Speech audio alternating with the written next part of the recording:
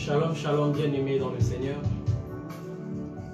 Je vous bénis encore ce soir dans le précieux, glorieux, majestueux et admirable nom de notre Seigneur Jésus-Christ de Nazareth. Que l'Éternel Dieu vous bénisse encore depuis le lieu où chacun de vous peut se trouver en ce moment. Je veux dire à quelqu'un que c'est une grâce et encore un privilège que le Seigneur nous accorde de pouvoir prendre un moment afin de partager sa parole. Selon qu'il est écrit de lui que l'homme ne vivra pas de pain seulement, mais de toute parole qui sort de la bouche de l'Éternel. Que l'Éternel Dieu te bénisse abondamment, bien-aimé, depuis le lieu où tu te trouves en ce moment. Ce soir encore, c'est un jour particulier, un jour spécial, un jour où nous voulons partager un enseignement, un jour où nous voulons entrer dans la parole de Dieu. Ces temps d'enseignement, bien-aimés, vont être encore des instants qui vont nous introduire sur notre montagne de prière qui va débuter demain à partir de 5 h du matin. Dès 5 h du matin, nous allons prier. Nous allons rentrer dans la présence de Dieu avec un objectif bien précis. Ce soir, nous voulons comprendre pourquoi est-ce que nous allons prier tout au long de cette montagne de prière. À quoi va consister ces temps que nous allons passer dans la présence de Dieu? Quels sont les objectifs que nous voulons atteindre? Quel est, bien aimé, le temps que nous devons prendre pour ces moments? La Bible déclare que vous demandez et vous ne recevez pas tout simplement parce que vous demandez mal. L'objectif que nous aurons, bien aimé, ce soir, c'est de pouvoir canaliser, que ce soir soit encore un canevas, bien aimé, qui va nous permettre tout au long de cette montagne de prière de pouvoir accéder, de pouvoir entrer dans la présence de notre Dieu. Là où tu es, bien-aimé, avant que nous ne puissions ouvrir la Bible, nous voulons nous incliner dans la présence de Dieu, nous voulons prier, nous voulons parler à notre Dieu, nous voulons lui rendre grâce, nous voulons lui recommander ces moments. La Bible déclare, bien-aimé, qu'en toute chose, rendez grâce à Dieu. Nous voulons rendre grâce à Dieu pour ce moment, pour ce privilège, pour ce temps dont le Seigneur est en train de disposer. Dieu est en train de nous faire grâce à chacun de nous, bien-aimés, en ces instants. Je veux que là où tu te trouves, bien-aimé, que tu prennes cette attitude d'un adorateur, l'attitude de quelqu'un qui veut parler à son Dieu. Tu vas lui dire encore, éternellement Dieu, je te bénis encore ce soir. Je te rends grâce, Seigneur, pour le privilège que tu m'accordes de pouvoir m'approcher dans ta présence. Ce soir, éternellement Dieu, je veux recevoir quelque chose de toi. Ce soir, éternellement Dieu, je veux que mon cœur soit prêt, semblable à une terre fertile, afin, ô Dieu, de recevoir toute forme de sémence. Selon qu'il est écrit de toi que la foi vient de ce que l'on entend. Oui, Seigneur, que cette parole produise encore en moi la foi. Que cette parole encore me transporte dans les dimensions de gloire. Que cette parole, éternellement Dieu, m'emmène encore à la hauteur, éternellement Dieu, afin que les ossements desséchés de ma vie puissent encore reprendre vie. Que là où les ténèbres s'étaient levées, Seigneur, que ta lumière puisse apparaître. Ô Dieu de gloire, laisse encore que tu prennes le contrôle total de ces moments. Laisse encore, Seigneur Dieu Tout-Puissant, que tu parles encore éternellement, Roi. Selon que tu déclares dans ta parole que c'est poussé par l'Esprit de Dieu que des hommes ont parlé de la part de Dieu. Ô éternellement Dieu, que toute chair se taise maintenant et que ton esprit seul puisse maintenant s'exprimer. Nous voulons recevoir ta parole, nous voulons recevoir quelque chose qui vient de toi. Que tu remplisses encore nos cœurs, que tu remplisses encore nos esprits dans le nom puissant de Jésus. Alléluia. Élève encore ta voix bien-aimée. Tu vas prier encore pour ce programme, cette montagne de prière, pendant ces temps où nous allons encore nous recueillir dans la présence de Dieu.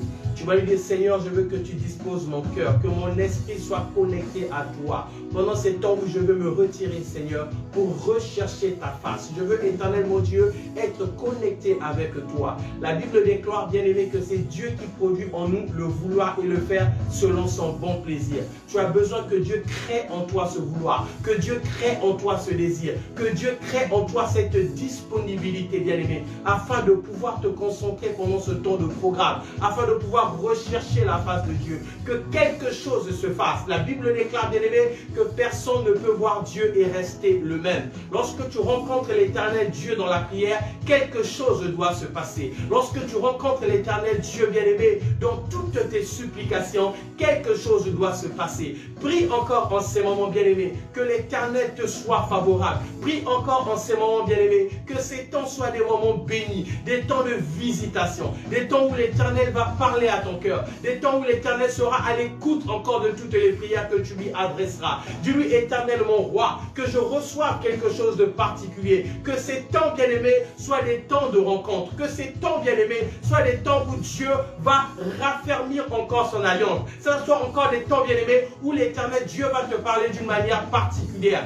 Le Dieu qui parle par des songes, par des visions. Que l'Éternel se révèle à toi. Que l'Éternel te parle. Que l'Éternel te visite, bien-aimé, d'une manière particulière. Je veux que tu élèves ta voix. L'Éternel ne va faire que ce qu'il va entendre monter à ses oreilles. Ce que tu vas demander à Dieu, c'est ce que Dieu va faire pour toi. Ce que tu vas réclamer à Dieu, c'est ce que l'Éternel va accomplir dans ta vie. Prie encore là où tu es, dans le nom puissant de Jésus. Alléluia. Je te bénis, Éternel Dieu Tout-Puissant, pour cette grâce encore. Merci pour cet amour. Merci pour ta fidélité. Merci pour ces moments, Éternel, mon Dieu, que tu es en train de disposer. Tu es digne encore, Papa, que nous puissions bénir ton nom. Tu es digne que nous puissions te glorifier. Tu es digne que nous puissions te magnifier. Tu es digne que nous puissions te combler encore de toutes les formes d'adulation. Oui, Éternel, mon roi, tu en es digne ce soir. Tu en es digne, mon roi. Je te bénis encore, Papa, pour cette grâce, dans le nom puissant de Jésus, que j'ai ainsi prié. Et tous ensemble, nous disons 3 fois Amen, Amen, Amen. Bien-aimés, que l'Éternel Dieu vous bénisse encore là où chacun de vous peut se retrouver. Comme j'étais en train de le dire tout à l'heure, bien-aimés, que ce bref moment de partage est un temps d'introduction pour pouvoir commencer notre montagne de prière qui va débuter demain à 5 h du matin.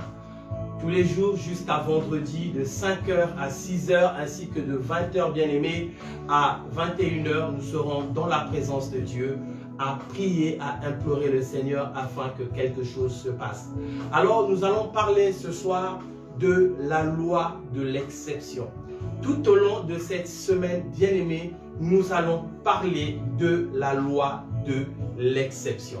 Oui, bien-aimés, je veux encore me poser la question en ces moments, qu'est-ce que c'est la loi de Dieu? Ou encore, bien-aimés, qu'est-ce que c'est la loi de l'exception?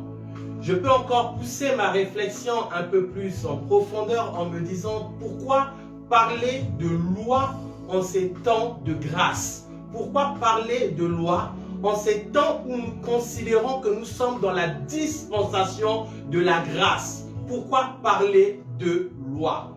Par définition, bien-aimé, la loi est un ensemble de règles ou de principes édictés par un législateur ou encore, je dirais, par une autorité. La loi, bien-aimé, ce sont des principes, ce sont des règles qui ont été édictées donc par cette autorité que tout le monde doit observer, et la loi nous fait accéder à un certain nombre de privilèges. Je pourrais même aller très loin en disant que la loi est une forme de traité, est une forme de contrat que Dieu établit avec son peuple bien-aimé, qui lui fait accéder à un certain nombre de privilèges. Si je pouvais regarder la loi de Dieu bien-aimé d'une manière bien spécifique dans une dimension spirituelle, je dirais que la loi de Dieu bien-aimé implique que toute chose puisse aboutir à Dieu. La loi de Dieu implique que toute chose aboutisse à lui. Oui, bien-aimé dans le Seigneur. C'est ça la loi de Dieu. Que toute chose de chacune de nos vies puisse aboutir à Dieu. Jésus-Christ parle dans le livre de Jean chapitre 15 à partir du verset 5, il nous enseigne. Il est dit que je suis le cep et vous, vous êtes les sarments. En d'autres termes, il continue en disant, sans moi, vous ne pouvez rien faire. Oui, bien-aimé. Cette parole résume en quelques mots, je dirais, la loi universelle de Dieu. C'est-à-dire que dans la pensée de Dieu, la loi que Dieu établit au milieu de son peuple fait en sorte que nous soyons dépendants totalement de Dieu. Que sans Dieu, nous ne pouvions rien faire. Tout ce que nous pouvions faire, Dieu doit avoir une place quelque part. Et la Bible dit que toute chose a été créée par lui et pour lui. C'est ça la loi de Dieu. Toute chose pour Dieu, toute chose par Dieu. La loi de Dieu implique, bien aimé, que dans chacune de nos vies, chacune de nos vies doit aboutir à Dieu. Donc tout ce que je fais, ça doit me faire aboutir à Dieu. Alléluia. C'est-à-dire que même les choses les plus essentielles, les choses les plus vides, les choses les plus courantes de ma vie doivent me faire aboutir à Dieu, bien-aimé. J'ai un projet, Dieu doit être quelque part. J'envisage de faire quelque chose, Dieu doit être quelque part. J'ai la grippe qui me fait mal quelque part, Dieu doit être quelque part. En fait, la loi de Dieu nous établit dans une position où tout ce que nous pouvions faire, nous dépendons totalement de Dieu. Toute chose doit nous faire aboutir à Dieu. Je ne peux pas vivre sans qu'il y ait Dieu quelque part. En gros, la loi de Dieu nous met dans un statut, nous met dans une position où chaque enfant de Dieu ne peut pas entreprendre quelque chose en excluant la présence de Dieu. Dieu doit être omniprésent dans nos vies, dans nos projets, dans tout ce que nous entreprenons, dans tout ce que nous envisageons faire.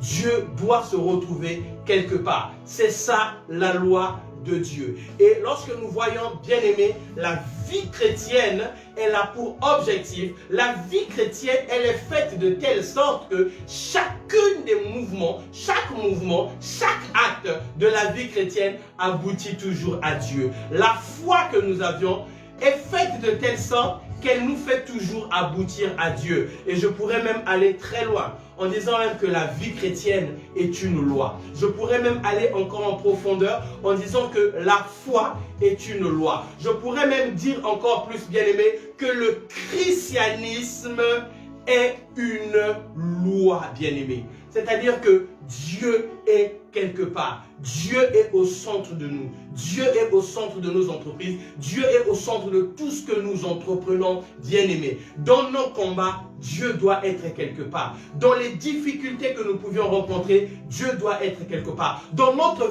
vie de chaque jour, Dieu doit être quelque part. Dans toutes les circonstances, bien-aimés, tu dois toujours arriver à réaliser la présence de Dieu quelque part. Tu dois toujours arriver à réaliser que Dieu est quelque part. Il faut, bien-aimé, que dans la loi de Dieu, que Dieu soit ton législateur, que Dieu soit ton maître absolu, que Dieu soit, en d'autres termes, ta nationalité. C'est-à-dire que tu vis pour Dieu, tu vis par Dieu. Tu dois réaliser une chose, c'est que lorsque je me lève le matin, le souffle de vie qui est en moi, c'est Dieu qui me l'a donné. Lorsque je me déplace, bien-aimé, chaque pas que je peux faire dans la journée, c'est Dieu qui me fait grâce. C'est-à-dire que, bien-aimé, il faut que tu arrives à réaliser que Dieu est partout dans chaque situation que tu peux traverser. Bien-aimé, c'est le commencement là de la visitation de Dieu. C'est le commencement là, bien-aimé, de transporter ta foi dans une autre dimension. Lorsque tu réalises, bien-aimé, d'abord que Dieu est au centre de tout. Lorsque tu réalises d'abord, bien-aimé, que Dieu est la base de toute chose. Lorsque tu réalises d'abord, bien-aimé, que ta vie est indissociable avec la vie de Dieu. Ça, c'est la loi de Dieu, bien-aimé. La loi de Dieu. Alors, lorsqu'on parle de loi, dans la loi, bien-aimé, aujourd'hui, l'entendement que nous avions dans la loi, elle nous donne, je dirais, un reflet spécial dans le décalogue. Lorsqu'on parle de loi, bien-aimé, on a tout de suite une image du décalogue. Alors que la loi, bien-aimé, dans la parole de Dieu, dans la spiritualité, elle se présente de plusieurs manières. Elle implique plusieurs sens. Et nous allons essayer d'ouvrir la parole de Dieu afin d'essayer de comprendre quelques différents sens qui parlent de la loi. Lorsqu'on parle de la loi, quels sont les différents sens que la parole de Dieu est en train de nous révéler au sujet de la loi? Il faut que tu arrives à comprendre, bien-aimé, d'abord le Dieu que tu sers. Il faut que tu arrives à avoir une connaissance parfaite du Dieu que tu sers. Bien-aimé, écoute-moi attentivement. La Bible déclare que mon peuple est en train de périr parce qu'il lui manque la connaissance. Je pense, bien aimé, que la priorité de cœur de tout un enfant de Dieu, c'est de pouvoir connaître son Dieu. Je pense, bien aimé, que la préoccupation qu'il doit avoir dans ton cœur, c'est d'avoir la connaissance de ton Dieu, de savoir qui tu es, de savoir qui est le Dieu que tu sers, de savoir, bien aimé, qu'est-ce qui te lie à Dieu, quels sont les contrats, bien aimé, qui te lient à Dieu. Le lien qu'il y a avec Dieu, c'est lequel? Quel est le pacte, l'alliance que tu as tissée avec Dieu? Tu dois comprendre, bien-aimé, quels sont tes droits, quels sont tes devoirs à l'égard de ce Dieu. Voilà pourquoi je parle ce soir de la loi. Voilà pourquoi je parle ce soir de la loi. Parce que la loi, bien-aimé, ce sont ces ensembles de règles, ce sont ces ensembles, bien-aimés, de principes que Dieu a établis, que son peuple doit pouvoir observer. Et c'est la loi, bien-aimé, qui te fait accéder à un certain nombre de privilèges. La loi, bien-aimé, te met à part. La loi, bien-aimé, te distingue de tout le monde. La loi, bien-aimé, fait de toi une particularité dans la présence de Dieu. Alléluia. Alors, bien-aimé, je vais parler ce soir des différents sens de loi pour essayer de t'éclaircir, pour que tu comprennes exactement les temps dans lesquels nous sommes. Parce que lorsque la parole de Dieu annonce, bien-aimé, qu'il arrivera des temps de la fin, des temps difficiles, des temps où il y aura des pandémies, où il y aura des crises, où il y aura des hommes mauvais, des hommes égoïstes, des temps difficiles que nous allons traverser, des événements qui vont précéder la fin des temps, bien-aimés. Alors, à ce moment-là, il y a quelque chose qui va distinguer l'enfant de Dieu de celui qui n'est pas enfant de Dieu. C'est l'alliance. Ce qui va te distinguer, toi qui es enfant de Dieu, de celui qui ne l'est pas, c'est la loi, bien-aimé. Ce sont les privilèges que Dieu t'accorde. Ce sont je dirais la distinction que Dieu met au-dedans de toi. Je veux te proposer un premier passage de la parole de Dieu dans le livre de Romains au chapitre 7, à partir du verset 7. Si tu as ta Bible, je veux que tu l'ouvres avec moi. Romains chapitre 7 à partir du verset 7. La servante de Dieu, le pasteur Cécile va nous faire la lecture. Romains chapitre 7 à partir du verset 7. Je veux que tu suives attentivement ce passage que nous allons lire, qui est très édifiant. Ce passage également qui nous parle de la loi. Alléluia. Je lis le Seigneur. Amen. Que dirons-nous donc? Que dirons-nous donc? La loi est-elle la loi est-elle péché? La loi est-elle péché? Loin de là. Loin de là. Mais je n'ai connu le péché que par la loi. Mais je n'ai connu le péché que par la loi. Car je n'aurais pas connu la convoitise. Car je n'aurais pas connu la convoitise. Si la loi nous dit. Si la loi nous dit. Tu ne convoiteras point. Tu ne convoiteras point. Ici, l'apôtre Paul est en train de parler de la loi. La loi dont Paul est en train de parler ici, Paul est en train de faire référence au décalogue. Le décalogue, bien aimé, ce sont les 10 commandements que Dieu avait donnés à Moïse. Et ces 10 commandements que Dieu avait donnés à Moïse, qui étaient transmis au peuple d'Israël, étaient également la loi de Dieu, la loi du décalogue, ou encore la loi qu'on appelle couramment la loi de Moïse. Bien-aimé, tu dois réaliser une chose, c'est que la Bible que nous lisons, elle est essentiellement répartie en 2 parties. Il y a l'Ancien Testament et le Nouveau Testament. L'Ancienne Alliance et la Nouvelle Alliance. Et ici, dans l'enseignement donc que l'apôtre Paul est en train de dispenser, l'apôtre Paul est en train d'opposer le temps de la loi de Moïse, le temps du décalogue, au temps de la grâce. L'apôtre Paul est en train d'opposer le temps d'Israël et le temps de l'Église. Le temps de la Torah et le temps de l'Évangile. Parce que lorsque Jésus-Christ est venu pour la dispensation de la grâce. Donc c'était une nouvelle ère. Et la première ère, c'était la dispensation de la loi. La loi qui était le décalogue, les 10 commandements que Dieu avait dispensé à son peuple d'Israël. Et beaucoup d'enseignements que l'apôtre Paul a dispensés, bien-aimés,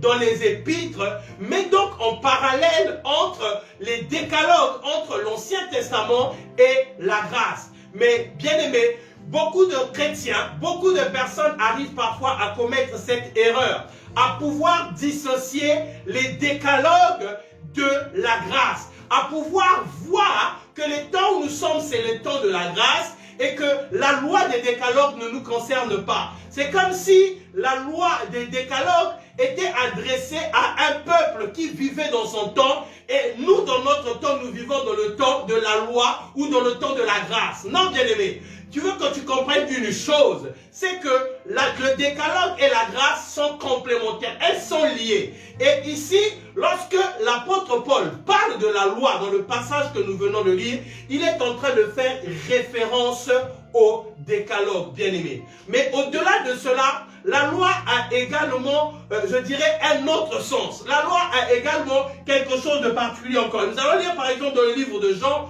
au chapitre 19, à partir du verset 7. Jean 19, verset 7, la Bible nous dit encore quelque chose de particulier. Nous allons lire encore ce passage, bien-aimé. Je lis le Seigneur. Amen. Nous avons une loi. Nous avions une loi. Et selon notre loi. Et selon notre loi. Il doit mourir. Il doit mourir. Parce qu'il s'est fait fils de Dieu. Parce qu'il s'est fait fils de Dieu. Ici, le peuple d'Israël, je dirais les Juifs, sont en train de déclarer qu'ils ont une loi. Une loi selon laquelle que toute personne qui blasphème en se déclarant fils de Dieu est condamnée à mourir. Et la loi dont le peuple d'Israël est en train de parler ici, ce n'est plus le décalogue. Parce que dans aucun des 10 commandements, le Seigneur a dit que quiconque se fera passer pour le Fils de Dieu devait être puni de mort. Non. Mais ici, le peuple d'Israël est en train de parler d'une certaine loi, que je dirais une loi morale du peuple d'Israël.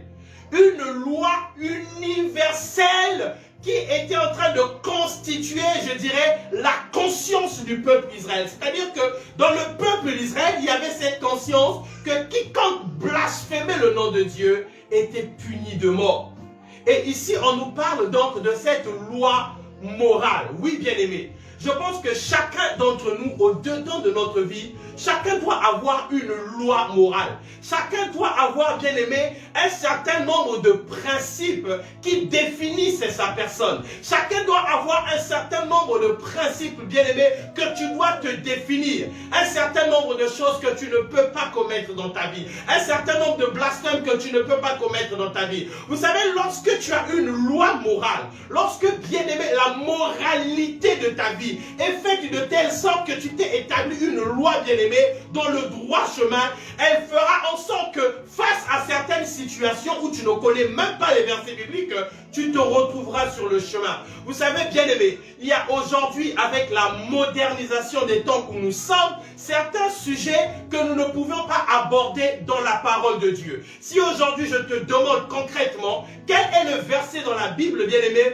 où elle interdit à quelqu'un de fumer une cigarette, ça n'existe pas. Parce que dans le temps où la parole de Dieu était en train d'être écrite, la cigarette certainement n'existait pas. Il y a des choses aujourd'hui que le monde a établies avec le développement que nous ne retrouverons pas mot par mot dans la parole de Dieu. Mais lorsque tu as au-dedans de toi une certaine loi morale, bien-aimé, tu es conscient d'une chose, que telle chose qui n'est pas bien, telle chose qui n'est pas conforme à la volonté de Dieu, elle doit te ramener sur le droit chemin. La loi morale, bien-aimé, peut constituer au-dedans de toi comme une certaine boussole de bien et de mal. C'est-à-dire que dans chaque décision que tu prends, il y a quelque chose qui te ramène sur le droit chemin. Et ici, c'était une certaine loi morale que le peuple d'Israël était en train de déclarer. Il déclare que nous, dans notre loi, dans la loi que nous avions en tant que peuple de Dieu, quiconque se déclare fils de Dieu est un blasphème et il mérite la mort. Alléluia. Alors ici, la loi dont on est en train de parler, ce n'est pas les 10 commandements. La loi dont on est de parler ici, ce n'est pas le décalogue. La loi dont on est en train de parler ici, ça constitue maintenant une certaine loi morale. Alors, bien-aimé, tu dois comprendre cette chose, le sujet de la loi. Tu dois comprendre ce que c'est la loi, bien-aimé. Tu dois comprendre quelle est la part de ta vie dans la loi. Il faut que tu réalises d'abord ce que c'est la loi, bien-aimé, afin que ça te permette de pouvoir accéder à une autre dimension de la foi. Alléluia. Dis-moi un amen bien. Nous allons lire cette fois-ci Romains chapitre 13 à partir du verset 8. Nous allons encore ouvrir la parole de Dieu dans le livre de Romains chapitre 13 à partir du verset 8. Nous allons encore voir un certain sens de loi que la parole de Dieu est en train de nous révéler. Une autre loi dont la parole de Dieu est en train de nous communiquer ce soir. Arrive à cette dimension, bien-aimée, à dissocier au-dedans de toi, de ne pas voir systématiquement que lorsqu'on parle de la loi, ceci fait allusion à l'Ancien Testament. Ne vois pas que systématiquement que lorsqu'on parle de la loi, ceci se réfère au décalogue. Ceci se réfère aux 10 commandements. Alléluia. Mais tu dois réaliser que dans le domaine spirituel, la loi est quelque chose de plus profond. Dans le domaine spirituel, Dieu a une loi qu'il établit avec son peuple. Aïe, aïe, aïe, aïe, aïe, aïe. Écoute ce que la Bible dit. Romains chapitre 13 à partir du verset 8. Nous t'écoutons, servant de Dieu. Je lis le Seigneur. Alléluia. Ne devez rien à personne. Ne devez rien à personne. Alléluia. Ah, je vais répéter ça ce soir. Je vais dire à quelqu'un qui est en train de me suivre, quelqu'un qui est connecté en ce moment. La parole de Dieu est en train de te dire, ne dois rien à personne. Bien-aimé, tu veux t'enrichir, apprends à payer tes dettes. Tu veux t'enrichir, bien-aimé, apprends à ne porter aucun fardeau au-dedans de ton cœur. Libère ton cœur de toute forme de fardeau, bien-aimé. Il y a des situations parfois de troubles que nous vivons dans nos vies où nous recherchons le diable de gauche à droite. Tu ne dors pas bien le soir, tu as des insomnies le soir, tu n'as pas la paix dans ton cœur. Parfois, c'est tout simplement parce que tu accumules des problèmes toi-même. Tu accumules des dettes toi-même. Tu accumules des situations compliquées, bien-aimé. À la fin, tu ne t'en sors pas et tu commences à chercher des coupables de gauche à droite. Il y a une certaine loi, bien-aimé, que Dieu donne à son peuple. La loi qui consiste à payer ses dettes. Alléluia. Bien-aimé, paye tes dettes. Bien-aimé, paye tes factures. Bien-aimé, paye ce que tu consommes. Sois un chrétien responsable. Sois un chrétien qui marche dans une certaine loi. Une loi de la moralité. Une loi de ta conscience.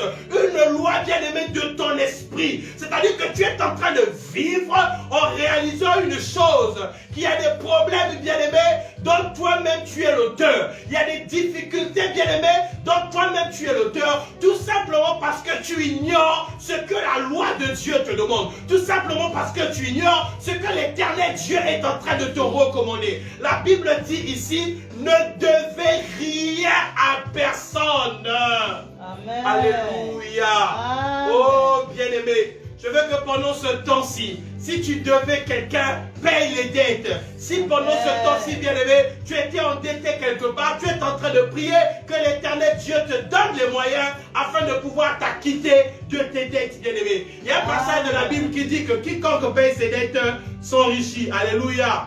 Oh, comme quoi avec la loi de Dieu, il y a plusieurs manières de s'enrichir. On peut s'enrichir même rien qu'en payant ses dettes.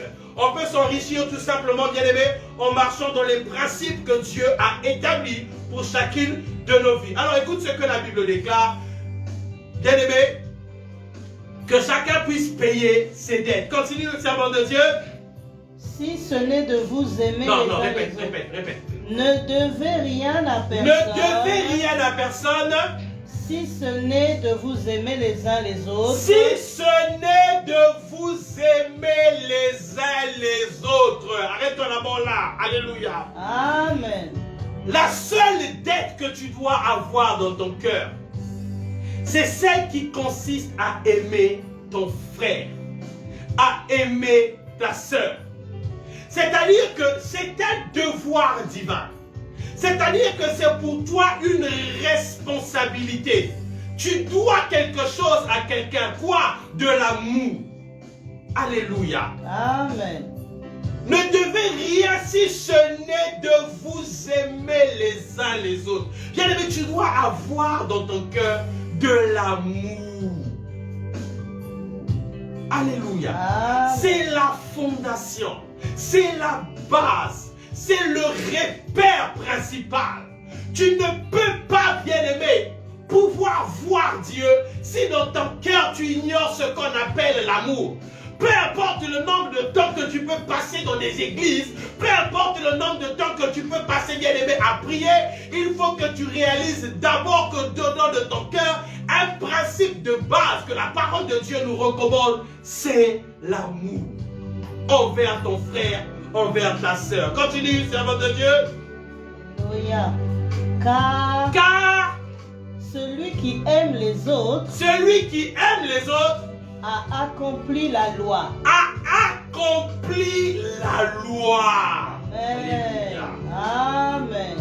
La loi dont il est question ici, ce n'est pas tu ne voleras pas, ce n'est pas tu ne tueras pas, ce n'est pas honore ton père et ta mère, ce n'est pas la loi du décalogue. Mais ici on est en train de parler d'une autre loi qui est la loi de Dieu. Et cette loi, bien-aimé, est en train de nous recommander de pouvoir nous aimer les uns les autres. L'apôtre Jacques utilise quelque chose de spécifique lorsqu'il parle de cette loi. Il appelle la loi royale. Jacques chapitre 1, à partir du verset 25. Jacques 1, 25. Tu vas lire ça rapidement. Rapidement, s'il te plaît. Alléluia. Je lis le Seigneur. Hey! Mais celui qui aura plongé les regards dans la loi parfaite. Mais celui qui aura plongé les regards dans la loi parfaite. Alléluia. Amen. Alléluia. Amen. Continue. La loi de la liberté. La loi de la liberté. Lis Jacques 2, verset 6, s'il te plaît. Et vous avilisez les pauvres. Jacques 2, verset 6. C'est ça. Continue. Ne sont-ce pas les riches qui vous oppriment et qui vous traînent devant les tribunaux? Ne sont-ce pas eux qui outragent le beau nom que vous portez? Si vous accomplissez la loi royale, selon l'écriture, tu aimeras ton prochain comme toi-même. Amen. Alléluia. Amen. Hey, Jésus. Ici, l'apôtre Jacques l'appelle la loi royale. La loi qui consiste à aimer son frère, à aimer sa sœur. La loi dont on est en train de parler ici, je veux dire à quelqu'un que ce n'est pas le décalogue, ce ne sont pas les 10 commandements. Ce n'est pas le temps de la dispensation de Moïse. Ici, on n'est pas en train de parler de la loi qui consiste à te dire tu ne voleras pas, tu ne tueras pas, honore ton père et ta mère, tu te souviendras du jour. Non, ici on est en train de parler d'une loi qui est la loi de Dieu et l'apôtre Jacques l'appelle la loi royale. Cette loi qui consiste, bien-aimé, à manifester de l'amour. Cette loi qui consiste à pouvoir aimer ton frère, à aimer ta sœur. Et il dit, lorsque tu accomplis cette loi royale, bien-aimé, la loi royale, la loi qui te rapproche du trône de Dieu, la loi qui te fait vivre la grâce de Dieu, la loi royale, celle qui consiste à aimer ton frère, celle qui consiste à aimer ta sœur. Oui, bien-aimé, je veux que tu réalises que tout le christianisme est une loi. Je veux que tu réalises que ta vie chrétienne est une loi. Je veux que tu réalises, bien-aimé, que la foi est une loi. C'est une loi, bien-aimé. C'est un ensemble de principes que Dieu a établis, que chaque peuple doit pouvoir observer. Et cette observation de principes, bien-aimé, elle te fait accéder à une certaine dimension. Elle te fait accéder à un certain nombre de privilèges. Amen. Ça devient un droit pour toi parce que tu es dans la loi. Et dans la pensée de Dieu, lorsque Dieu parle de sa loi bien-aimée, le Seigneur est en train de pouvoir mettre son peuple dans une position où toutes choses dans nos vies doivent aboutir à Dieu. Amen. Toutes choses doivent pouvoir aboutir à Dieu.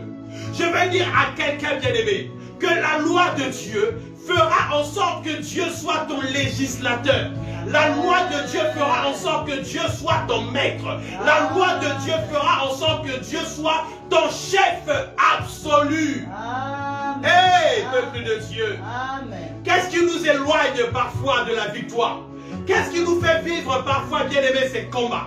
Qu'est-ce qui nous fait vivre parfois les défaites, ces pleurs, ces angoisses, ces difficultés que chacun de nous peut connaître? Tout simplement parce que nos cœurs ne sont pas dans la véritable position. Parce que nos cœurs ne sont pas positionnés, bien-aimés, à la position que Dieu veut que nous puissions avoir. Vous savez, bien-aimés, lorsque ton cœur est positionné, lorsque tu sais celui en qui tu as cru, lorsque tu sais, bien-aimé, dans quelle alliance tu te trouves. Il y a des gens qui prient Dieu avec révélation. Il y a des gens qui servent Dieu avec connaissance. Vous savez, lorsque Jésus-Christ s'est retrouvé devant cette femme samaritaine, la femme samaritaine pose la question à Jésus: es-tu plus grand que notre père Abraham? Es-tu plus grand que notre père Jacob? Jésus-Christ dit: vous adorez un Dieu que vous ne connaissez pas. Alléluia. Il y a des gens qui adorent un Dieu, mais un Dieu qu'ils ne connaissent pas. Il y a des gens qui servent un Dieu, mais un Dieu qu'ils ne connaissent pas, bien-aimé. Amen. Amen. Tu dois connaître ton Dieu. Tu dois réaliser, bien-aimé, la loi qui est en toi. La loi qui s'opère en toi. Quels sont les privilèges que la loi est en train de manifester dans ta vie? Tu dois réaliser, bien-aimé, comment est-ce que Dieu te regarde. Alléluia. Parce que Dieu a un regard. Alléluia. Je ne sais pas, lorsque tu te regardes sur le miroir, qu'est-ce que tu es en train de voir? Je ne sais pas, lorsque les hommes de ta famille te regardent, bien-aimé, qu'est-ce qu'ils voient? Quel est le reflet de ta personne? Qu'est-ce que tu dégages de ta personne? Mais bien-aimé, Dieu, lorsqu'il te voit, lorsque Dieu te voit, comment est-ce que Dieu te voit? Alléluia. Hey, la loi royale, bien-aimé.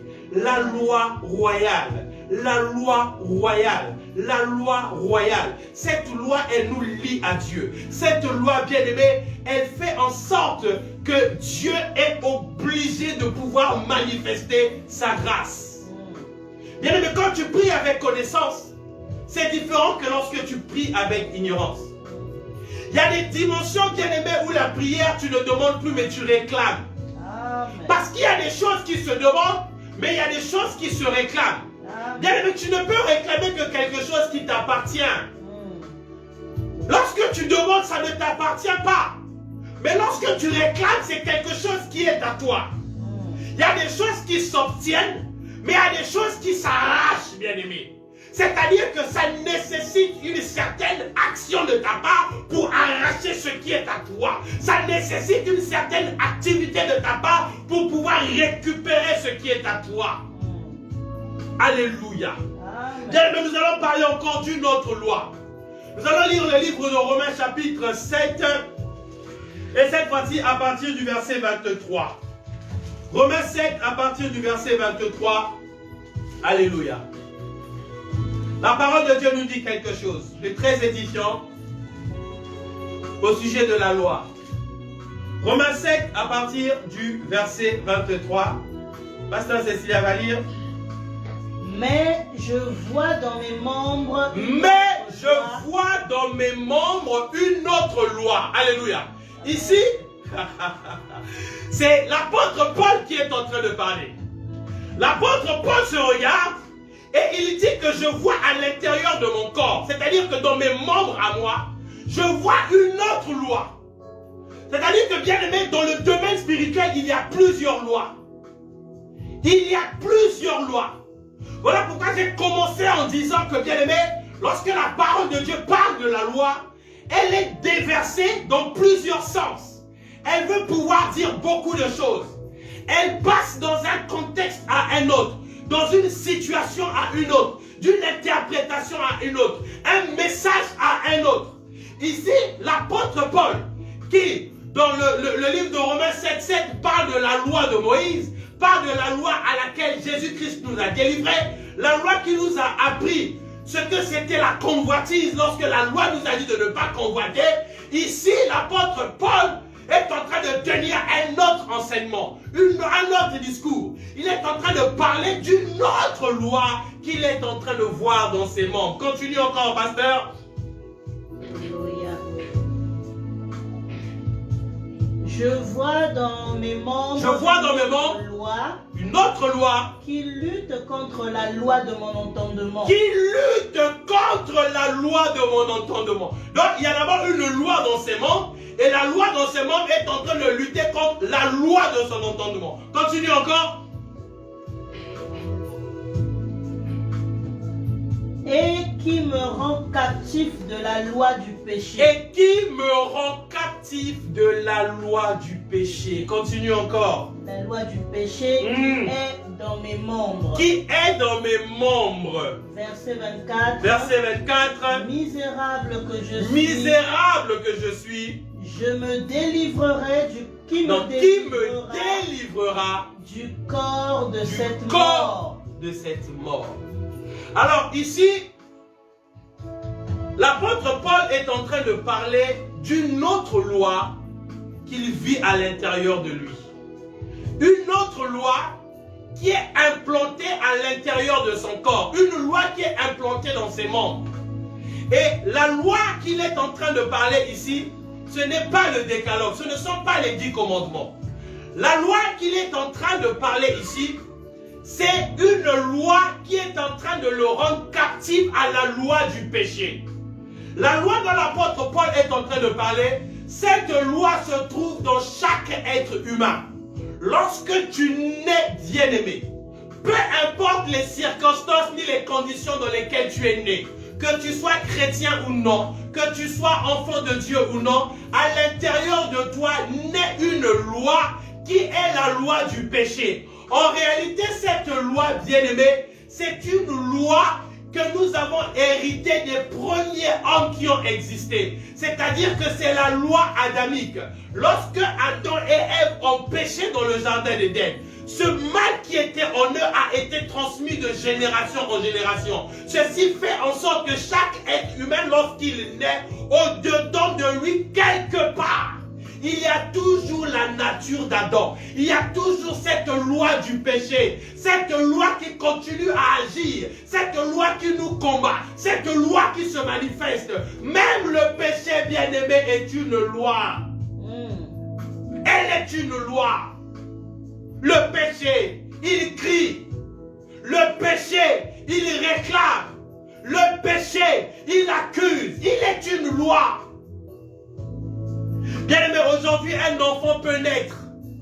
Même si tu ne lui apprends pas à faire du mal, tu n'apprends pas à l'enfant à mentir. À un moment ou à un autre, consciemment ou inconsciemment, cet enfant mentira. Consciemment ou inconsciemment, cet enfant arrivera à commettre du mal. Pourquoi? Parce que c'est une nature qui est au-dedans. C'est une loi. Elle se manifeste. Lorsque la Bible déclare, bien aimé, que la chair est faible, c'est parce qu'au-dedans de la chair est rattachée cette loi. Alléluia. Amen. Alléluia. Amen. Oh, bien-aimé, je veux que tu réalises une chose.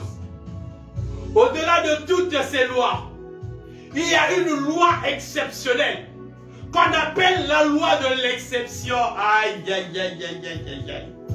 Dieu a établi une loi, bien-aimée, qui différencie ses enfants de tout le monde. Lorsqu'on parle d'exception, c'est-à-dire que quelque chose qui est mis à part. Il y a un troupeau. Tu es dans le troupeau, mais tu es une exception. Il y a une situation qui est en train de se répandre sur toute la surface de la terre, mais toi, tu es une exception. Bien-aimé, cette exception est une loi. Et je veux que tu réalises une chose, c'est que Dieu a établi pour chaque enfant qui est son enfant, pour chaque personne qui croit en lui, chaque espoir qui espère en lui, chaque personne qui croit en lui, une loi bien-aimée qu'on appelle la loi de l'exception. Cette loi fera en sorte, bien-aimé, que 1000 tomberont à ta gauche, 10 000 tomberont à ta droite, mais toi tu ne seras point atteint. Et pendant cette montagne de prière, bien-aimé, nous allons prier avec un seul objectif. Nous voulons que la loi de l'exception, nous voulons que ta vie soit une exception. Lorsque Jésus est en train de regarder le monde, il dit, Père, je suis en train de prier pour eux. Ne les ôte pas de ce monde. Ne les ôte pas de ce monde, mais préserve-les du mal. Préserve-les du mal. Bien-aimé, l'exception te préservera. L'exception fera en sorte, bien-aimé, lorsque la mort même va s'abattre sur l'étendue du peuple d'Israël, bien-aimé, partout là où il y avait l'exception, la mort passait au-dessus. Bien-aimé, tu as besoin, tout au long de cette année, d'être une exception. Je vais dire à quelqu'un, tu vas prier pendant cette semaine. Nous n'avons pas peur de ce qui va arriver. Il y a des choses que tu ne pourras jamais empêcher dans ce monde. Il y a des choses que tu ne pourras jamais empêcher dans ta vie. Mais bien-aimé, tu peux prier afin que tu sois une exception. Tu peux prier, bien-aimé, afin que la main de l'Éternel puisse t'épargner. Tu peux prier, bien-aimé, afin que le chemin que tu vas emprunter chaque jour de ta vie, que l'Éternel soit encore, que la loi de l'exception, bien-aimé, te conduise, que la loi de l'exception, bien-aimé, te mette à part. Alléluia. Bien-aimé, lorsque tu as la connaissance de ce que c'est la loi de l'exception, c'est-à-dire que même le vent peut frapper, au-dedans de ton cœur, tu es calme. La situation peut se lever, bien-aimé, au-dedans de ton cœur, tu as une certaine tranquillité. C'est-à-dire qu'on peut faire la lecture des événements. On est en train de voir ta mort. On est en train de diagnostiquer que pour toi, tout est fini. On est de te prédire, bien-aimé, que là, tu es arrivé au bout. On est en train de t'expliquer, bien-aimé, qu'il n'y a plus aucune solution. Il n'y a plus aucun recours. Il n'y a plus aucun repère. Il n'y a plus, bien-aimé, aucune intervention possible. Mais tellement que tu connais que tu es dans une loi de l'exception, que la loi qui marche avec toi fait en sorte, bien-aimé, que Dieu fait de toi une exception. La Bible déclare dans le livre de Ésaïe, voici, les ténèbres couvrent la terre. L'obscurité se répand sur toutes les nations. Oui, bien-aimé, l'obscurité va se répandre. Nous ne pouvons pas prier à ce que l'obscurité ne se répande pas. Nous ne pouvons pas prier, bien-aimé, à ce que la pandémie ne puisse pas arriver. Nous ne pouvons pas prier, bien-aimé, afin que le mal puisse finir dans ce monde. Je dis à quelqu'un, bien-aimé, qu'il y a des prières que tu ne peux pas faire. Des prières qui ne seront jamais exaucées. Tu ne peux pas prier, bien-aimé, afin que Dieu puisse faire à ce que tu n'aies jamais des ennemis. Tu ne peux pas prier, bien-aimé, à ce que Dieu puisse faire que tu n'aies jamais des problèmes. Tu ne peux pas prier, bien-aimé, à ce que ta vie soit de rose tous les jours. Mais tu peux prier que tu sois une exception. Une exception. Une exception. Une exception. Une exception. La fournaise ardente avait été chauffée à bloc. Et il était connu au temps de Nebuchadnezzar que chaque prisonnier qui était jeté dans la fournaise ardente, il était en train de consumer. Il était en train de mourir. Lorsqu'on déclarait que tu es destiné à la fournaise ardente, cela signifiait que c'était la fin de toutes choses. Mais pour Shadrach, pour Meshach, pour Abednego, ils étaient une exception dans leur temps. Combien même que la fournaise a été dressée, combien même qu'ils ont été jetés dans le feu, mais bien aimés, ils ont été une exception. Ce soir, bien aimé, je veux te dire que ce n'est pas que tu n'auras pas de problème. Ce soir, je veux dire à quelqu'un que je ne veux pas te dire que tu vas vivre dans une situation où tu ne seras pas combattu. Je ne veux pas dire à quelqu'un ce soir que tu vas vivre une vie où il n'y aura pas de problème. Mais je veux te dire quelque chose, que bien aimé, la loi de l'exception va se manifester dans ta vie. Dieu fera que tu sois une exception. Dieu fera qu'une exception soit faite. Même si la fournaise ardente elle est chauffée, même si tu es jeté à bloc dans la fournaise, bien aimé, je veux dire à quelqu'un, tu es une exception. Tu dois le croire, bien aimé. Tu dois le déclarer. Mais bien plus encore, bien aimé, tu dois le savoir. Amen. Tu dois le savoir. Ne te confonds pas à n'importe qui. Ne te mélange pas, bien-aimé, à n'importe qui. Chacun peut vivre sa vie. Chacun peut vivre sa situation. Chacun sont peut-être passés même par les chemins par lesquels tu es passé. Mais toi, tu es une exception. Amen. Tu es une exception. Là où ça n'a jamais marché pour personne, pour toi, ça marchera parce que tu es une exception. Amen. Amen. Alléluia. Amen. Même si les décrets de ta famille avaient déclaré que dans ta famille, les gens meurent par telle manière. Les gens, leur vie s'arrête à tel stade. Toi, tu es une exception. Alléluia. Tu dois avoir un langage exceptionnel. Parce que tu es une personne exceptionnelle, qui prie un Dieu exceptionnel et qui vit dans une alliance exceptionnelle. L'exception, c'est ta vie. L'exception, c'est ta nationalité. L'exception, c'est ce qui définit ce que tu es. Amen, amen. Alléluia. Amen, amen. Oh, toi qui es en train de t'inquiéter. Toi qui es en train de pleurer. Toi qui es abattu, bien-aimé, à cause de cette situation qui a frappé devant ta porte. Je viens te dire ce soir de la part du Seigneur que tu es une exception. Amen. Tu es une exception. Amen. Alléluia. Amen. Eh bien-aimé, toute chose dans ta vie doit aboutir à Dieu. Dieu doit être omniprésent en toutes choses, bien-aimé. Je dis à quelqu'un, Dieu doit être omniprésent en toutes choses. C'est ça la loi de Dieu. C'est ça la loi de Dieu. Alléluia. Amen. Alléluia. Amen. Ce que je suis, c'est Dieu. Amen. Même si je me suis levé ce matin, tout le monde s'est levé. Chacun à sa manière. Moi, je me suis levé parce que Dieu a donné le souffle de vie. Amen. Amen. Je suis en bonne santé. Tout le monde peut être en bonne santé, mais moi je suis en bonne santé parce que Dieu a fait en sorte que je sois en bonne santé. Alléluia. Hey! Hey! Alléluia. Ils ont tous déposé le dossier dans le même bureau. Mais mon dossier à moi, il est exceptionnel. Et il recevra un avis exceptionnel. C'est-à-dire que, bien aimé, c'est une vie. C'est une loi. Elle s'opère, elle se manifeste dans chaque domaine de nos vies. Amen. Amen. Amen. Je vis dans la loi de l'exception. Je marche dans la loi de l'exception. Je ne suis pas comme mon père. Je ne suis pas comme mon frère. Je ne suis pas comme ma soeur. Je suis exceptionnel parce que Dieu a établi dans ma vie une loi qu'on appelle la loi de l'exception. Amen. Je suis mis à part d'une race d'un peuple élu. Amen. Hey! Déclare-le, bien-aimé. Réalise-le, bien-aimé. Proclame-le, bien-aimé. Ceci doit constituer ta vie. Amen. Ceci doit constituer ton curriculum vitae. C'est-à-dire que, bien-aimé, lorsque tu parles de toi, Dieu est présent en toutes choses. En toutes choses. Même les choses les plus viles, les choses les plus évidentes, les choses les plus essentielles.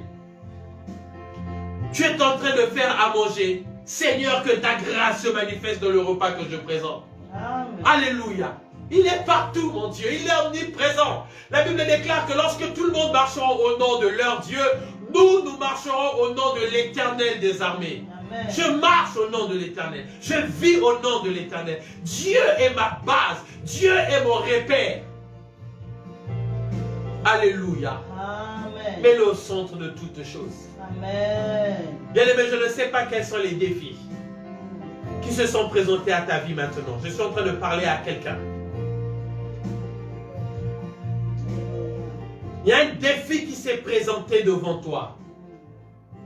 Un défi, bien-aimé, auquel tu te sens impuissant. Un défi où tu es en train de réaliser, bien-aimé, que toutes tes forces sont finies.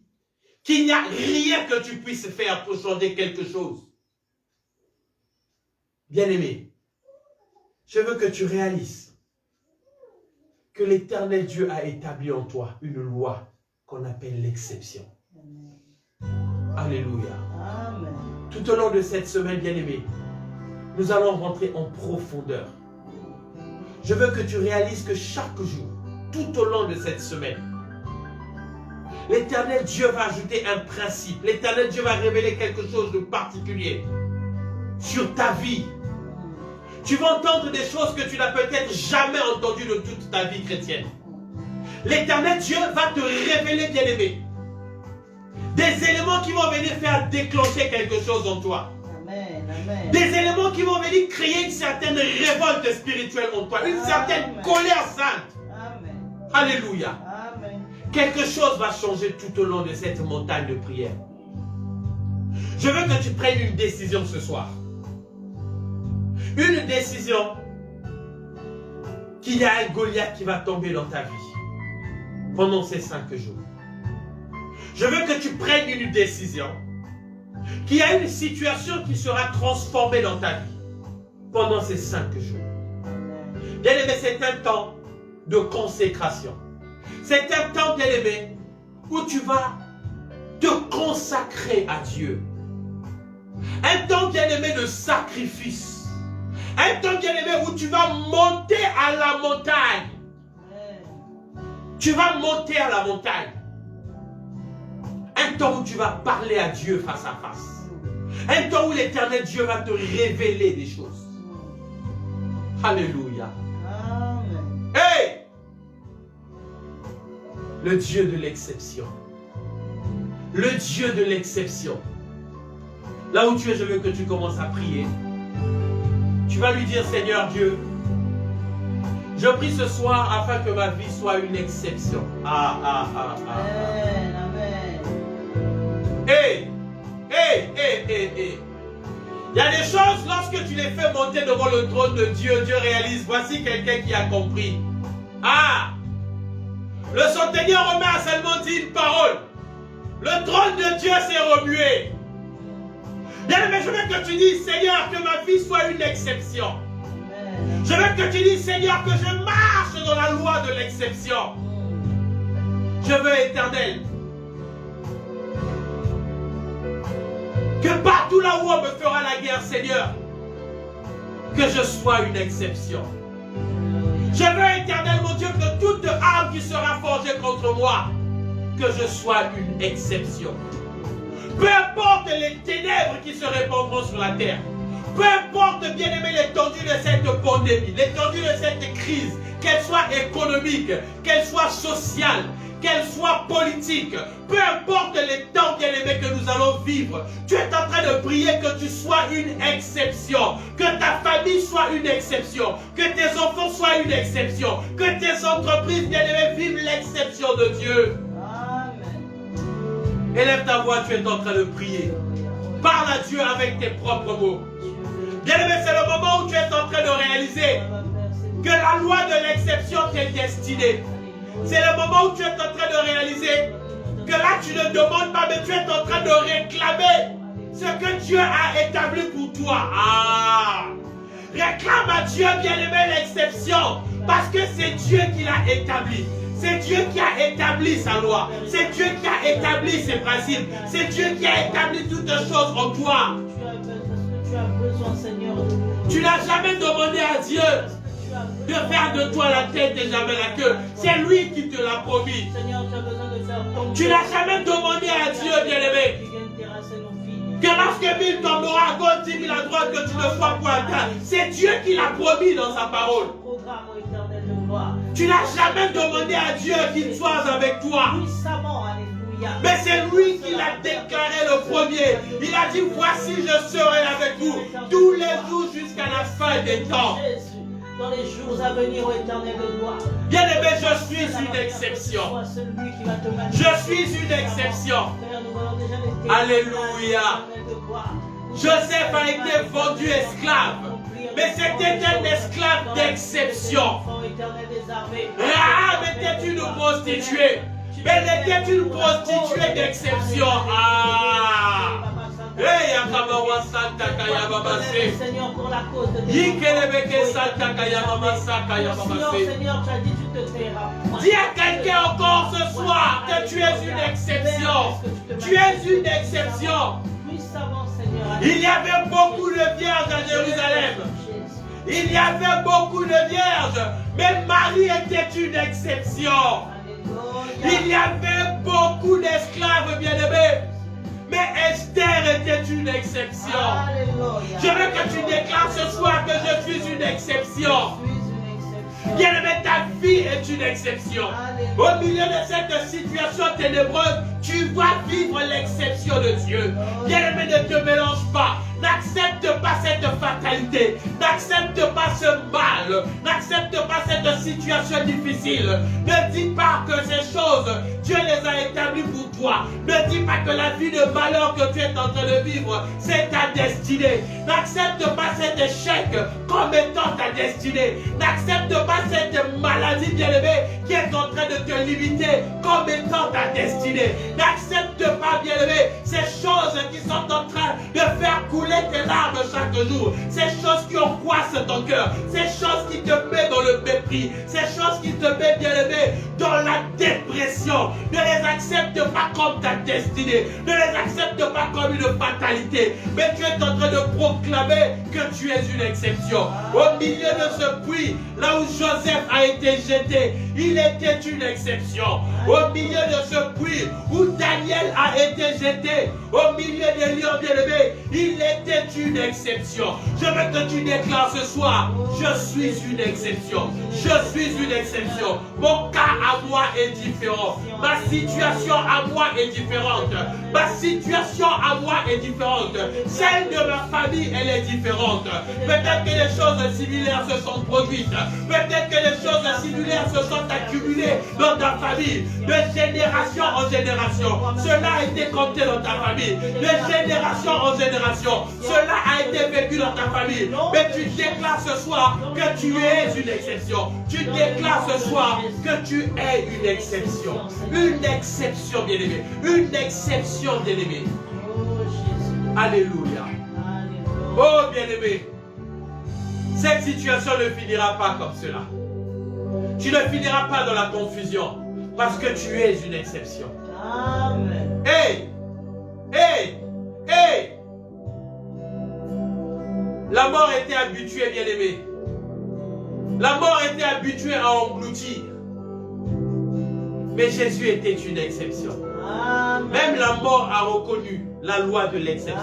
Amen. Même la mort a reconnu la loi de l'exception. Bien-aimé, lorsque la loi de l'exception se manifeste, bien-aimé, même la mort te vomit. Amen. La mort te vomit. Hey! Alléluia. Jésus. Tu vas lever ta main droite et je vais prier. Que l'Éternel Dieu te comble encore de sa grâce.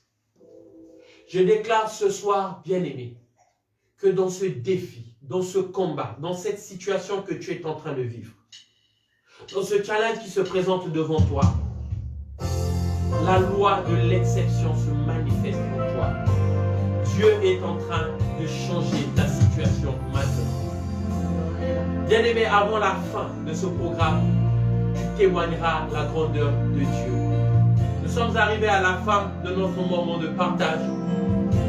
Je vais te dire, bien-aimé, que nous nous retrouverons demain, le matin, à partir de 5 h, heure de Paris. Pour nos bien-aimés du côté de Brazzaville, il sera exactement 6 h chez vous. 4 h, il sera 4 h chez vous. Alléluia. Oh là là, gloire à Dieu. C'est un temps de sacrifice. C'est-à-dire que, bien-aimé, tu vas mettre le réveil 15 minutes avant pour avoir le temps de te mouiller le visage. Parce que nous allons prier à partir de 5 h. Dès qu'il est 5 h juste, nous commençons notre montagne de prière. Nous allons monter, bien-aimé. Nous allons monter, nous allons monter. Et quelque chose va se passer. Dieu va te visiter pendant ce programme. Que l'Éternel Dieu te bénisse abondamment depuis le lieu où tu te trouves. Que Dieu te bénisse, maman Georgine Tig, là où tu es. Que l'Éternel Dieu te bénisse, maman Lydia, là où tu es. Ainsi que toute l'équipe de la main de l'espoir. Que Dieu bénisse encore ma soeur Palais Royal, là où tu es. Que Dieu bénisse toutes les personnes qui sont connectées en ce moment. Depuis le lieu où chacun de vous peut se trouver. Nous nous retrouverons demain à partir de 5 h du matin. Que Dieu nous bénisse. Amen.